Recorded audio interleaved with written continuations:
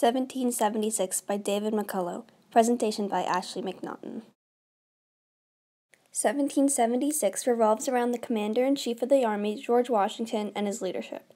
Some of Washington's most important battles includes the Battle of Dorchester Heights, which was an early battle that forced British troops to move out of the city of Boston, the Battle of Long Island, known as the largest battle of the entire war, which results in the British victory of New York City, and the Battle of Trenton, which is the famous battle of George Washington sailing across the Delaware River on December 25, 1776, to ambush British troops on the morning after Christmas, which results in an American victory.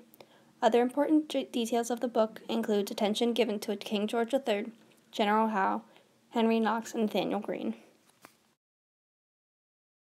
David McCullough's purpose of 1776 is to inform people through a neutral point of view of what happened in the year 1776 for both America and Great Britain.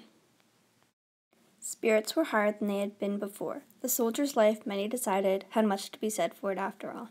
Most of those in the ranks had no idea where they were bound, but were glad to be going.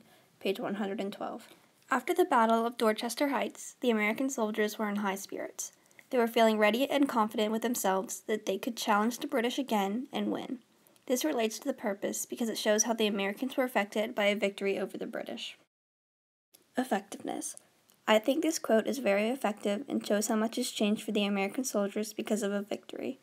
Before, they did not have as much hope and were tired and hungry. That victory at Dorchester Heights made them forget about their problems and instead reminded them why they were fighting in the first place.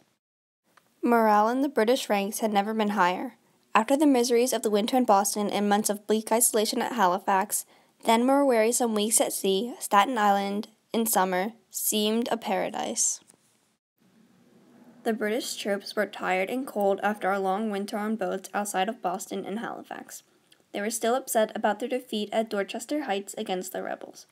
However, the summer months coming up and the warmer weather brought hope to many British soldiers. Hope of food, hope of warmth, and hope of a victory. I think this quote is very effective. It gives the reader another view of the British Army and how they also had their own struggles and comforts. Just like the quote before, this gives readers an idea of how the soldiers felt. As during the escape from Brooklyn, Washington's other daring river crossing by night, a northeaster was again decisively a blessing and a curse. A blessing in that it covered the noise of the crossing, a curse in that with the ice on the river it was badly slowing progress when time was of the essence.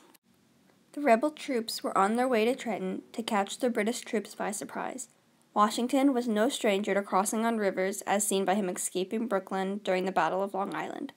This river is much different though, since it is the end of December and the Delaware River is freezing cold and icy. This description gives the reader a better idea of Washington and his troops crossing the Delaware River. McCullough explains how crossing the river at night is a good thing, but also a bad thing. I feel that this quote is effective because it gives the audience a new perspective on the crossing of the Delaware River.